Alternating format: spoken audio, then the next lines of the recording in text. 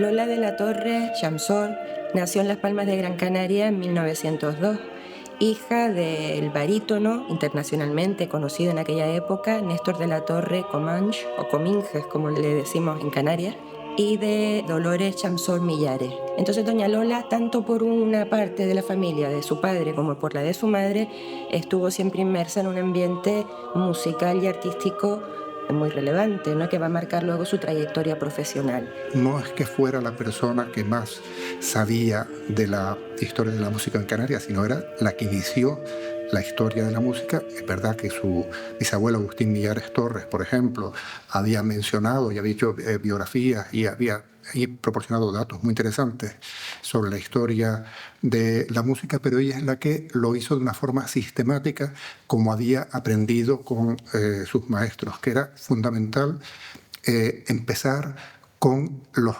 archivos musicales de la iglesia. Mi relación con Lola de la Torre tiene que ver o viene de la mano de la musicología aplicada. Cuando yo asumí la responsabilidad de generar programaciones con carácter historicista en Canarias, las fuentes venían de su mano, del tándem especialmente de Lola de la Torre con la catalogación de la música en la Catedral de Las Palmas y las transcripciones que Lothar Siem. Entonces,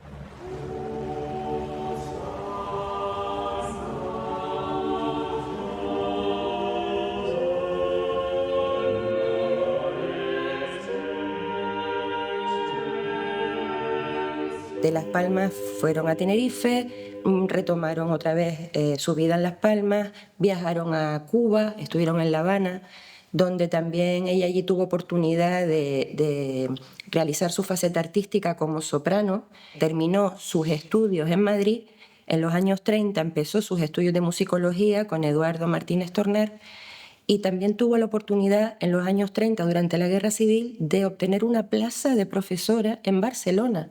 Pero claro, después de la victoria del bando nacional, tuvo que abandonar esa plaza y regresar a Canarias. La trayectoria vital de doña Lola entre Tenerife, Canarias, Cuba, Madrid, Barcelona y los acontecimientos políticos que le tocó vivir, pues también marcan toda esa experiencia y esa formación que tuvo como luego musicóloga pionera en Canarias.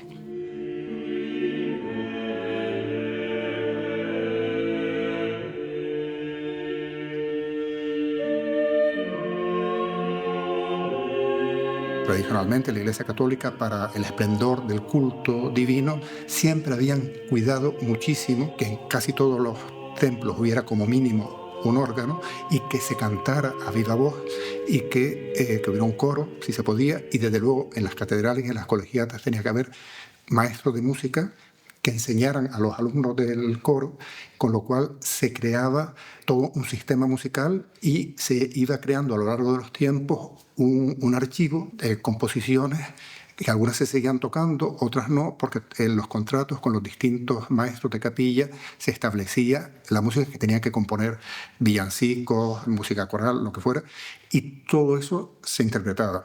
Hay que destacar su faceta como docente, profesora de canto y de piano. Un aspecto relevante es la continuidad que Lola de la Torre hizo de la escuela de canto de su padre Néstor de la Torre, de manera que una forma de cantar del siglo XIX se fue transmitiendo por generaciones de estudiantes a través del propio Néstor de la Torre y de su hija Lola. Ella misma generó su propia escuela de canto. Entonces, pues bueno, son muchos los que luego, discípulos de doña Lola, formaron a futuras generaciones entre las que me encuentro yo. Todos los alumnos que he conocido de ella hablan de ella con unos recuerdos maravillosos y todos son conscientes de que les deben una parte importante de sus satisfacciones a lo largo de la vida. Conocí a doña Lola de la Torre cuando yo era jovencita, con unos 12 o 13 años, en los conciertos de final de curso que organizaba en el Conservatorio de Música de Las Palmas mi profesora, Ana Isabel Juan Alsola. Representaban entre las tres generaciones. Doña Lola era la profesora de Ana Isabel era nuestra profesora, y se creaba un ambiente de respeto hacia los profesores que habíamos tenido, y bueno, y disfrutábamos siempre todos los años de aquellas actividades de música.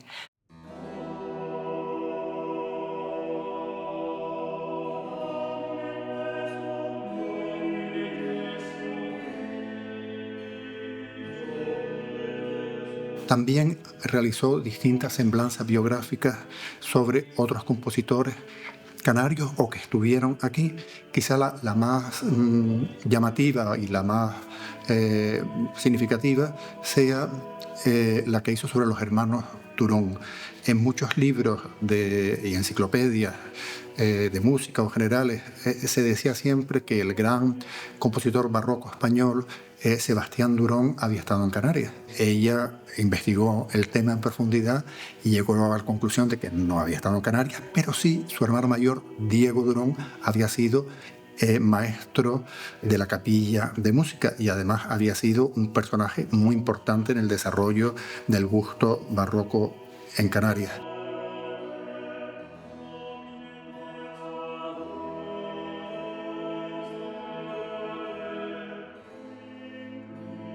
Puso mucho interés en el Museo Canario en crear el departamento de musicología que fuera reuniendo la música y los datos de compositores canarios que habían estado aquí.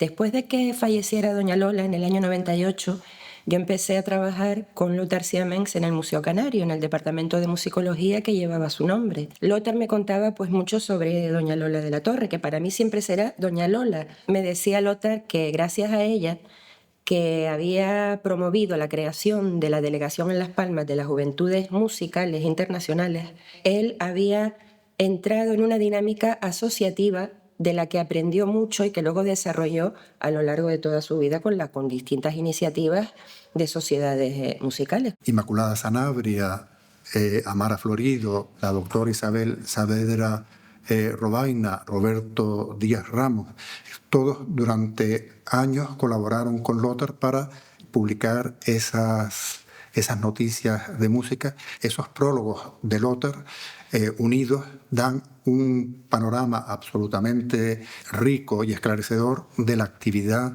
de la capilla de música de la Catedral de Canarias. Y me enseñó aquellas carpetas con unas letras, unas cuartillas copiadas a mano por doña Lola y por su marido. La letra de doña Lola era muy amplia, muy enérgica. La de Juan Manuel Trujillo era pequeñita, apretada. Entonces tú sabías perfectamente lo que había copiado uno y otro, pero es que entre los dos copiaron todas las actas capitulares referidas a música de la Capilla de Música de la Catedral y luego noticias de los libros de fábrica y de otras informaciones que encontraron en la catedral que constituyen un corpus para la investigación musicológica en Canarias fundamental. Doña Lola publicó en los años 60, 64 y 65 el catálogo de obras de la Capilla de Música de la Catedral de Canarias que todavía hoy en día seguimos consultando todos. Yo todavía me asombro de qué manera pudo ordenar todos aquellos papeles de música, como lo llaman, en las propias actas catedralicias, para poder identificar qué partichelas pertenecían a cada obra. Y al final pues uno puede consultar el archivo de música desde principios del siglo XVII hasta principios del siglo XIX, en que se disolvió la Capilla de Música con la división de la diócesis de Canarias. El papel musicológico de doña Lola de la Torre fue reconocido a nivel institucional cuando le concedieron en 1993 la Medalla de Oro de Canarias por su trabajo de investigación. En 1994 le concedieron el título de hija predilecta de Las Palmas de Gran Canaria, acto que se celebró en el Día de San Juan de 1994 con la presencia de los entonces reyes Juan Carlos I y Sofía. Se han podido organizar conciertos en los que, gracias a la transcripción de las obras que catalogó doña Lola, se pueden plantear la interpretación de obras con una coherencia temática sobre cualquiera de los compositores del archivo de música de la catedral, ya sean los más antiguos, sobre todo pertenecientes al barroco pleno, como Diego Durón, o del barroco tardío, como Joaquín García. Y en fin, y de ahí para adelante también en el siglo XIX, como José Palomino, Benito Lentini y otros compositores.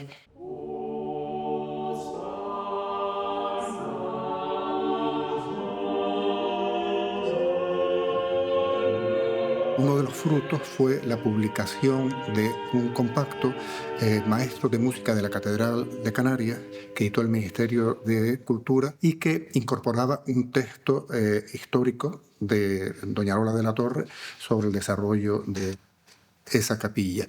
Una oportunidad de poder escuchar toda la música que Lola de la Torre ayudó a localizar y a recuperar, pues la tenemos en la colección de discos RALS, la colección llamada La Creación Musical en Canarias, que tiene varios CDs dedicados a la música del archivo de la catedral. Entonces, pues bueno, hay discos que tratan las distintas polifonías, los distintos estilos dentro del barroco, y la verdad que son obras exquisitas con una calidad musical muy alta y que forman parte de nuestro patrimonio musical. Entonces, no sería posible que esas obras se hubieran podido localizar, transcribir, interpretar y grabar si no hubiera sido por el trabajo de doña Lola de la Torre. Otro aspecto interesante que creo que hay que resaltar de la impronta de doña Lola de la Torre es la capacidad como pionera en la musicología española de generar otros procesos constructivos del pensamiento sobre la música y la mujer. Sin lugar a dudas podemos decir que la musicología feminista en Canarias tiene la simiente de doña Lola de la Torre. Cuando los mecanismos tradicionalistas en la musicología se habían agotado hacia finales de los años 1990, surge en el ámbito internacional una nueva forma de estudiar la musicología femenina o feministas. Esta idea de unir la musicología feminista en Canarias, para nosotros es muy fácil entenderla con estos dos ejemplos. Hasta ahora habíamos catalogado, habíamos llegado a hacer una buena listado de compositores y compositoras, intérpretes, recursos, documentación, todo lo que tenía que ver con el mundo de la creación, pero faltaba observar tangencialmente o transversalmente lo que estaba ocurriendo con todas esas cosas que llamamos música puestas en escena, fotografías, cine, televisión, radio y más atrás, pintura, arquitectura, música, poesía, donde las mujeres siempre han estado. Creo que, sin lugar a dudas, dos de las grandes mujeres que tomaron este testigo de la musicología feminista o de esa línea de la búsqueda de otros procesos musicales donde la mujer interviene son la doctora María Salud Álvarez Martínez, que ha recuperado casi todo el repertorio musical de José de Nebra, y doña Rosario Álvarez Martínez por toda la recuperación de los órganos históricos. Son dos formas de ver cómo la mujer se implica en los procesos de construcción de la música, ya no solamente desde el punto de vista del papel, la pauta, el documento, sino todo lo que se genera, insisto, en ese proceso. Y también desde el otro punto de vista, Lola de la Torre fue sin duda la impulsora de estas nuevas musicólogas canarias que no solamente con la música, sino con el género, el recurso, el instrumento, han hecho también musicología feminista. Todo lo que las mujeres han significado y siguen significando y seguirán significando para el futuro. Doña Lola vivió muchos años, pero fueron unos años completamente productivos, no solo en su faceta como cantante, sino también como docente. Tuvo alumnos prácticamente hasta sus últimos años y no paraba de trabajar en el campo de la musicología y en el rescate de compositores antiguos. Es muy fácil inferir que la simiente de doña Lola de la Torre, cuando en 1932 Martínez Torner la invita desde Madrid a trabajar sobre la musicología, termina siendo lo que somos hoy. La labor de investigación de doña Lola de la Torre está viva hoy en día porque gracias a su catalogación del Archivo de Música de la Catedral de Canarias es posible plantear proyectos de recuperación y difusión del patrimonio musical histórico de Canarias.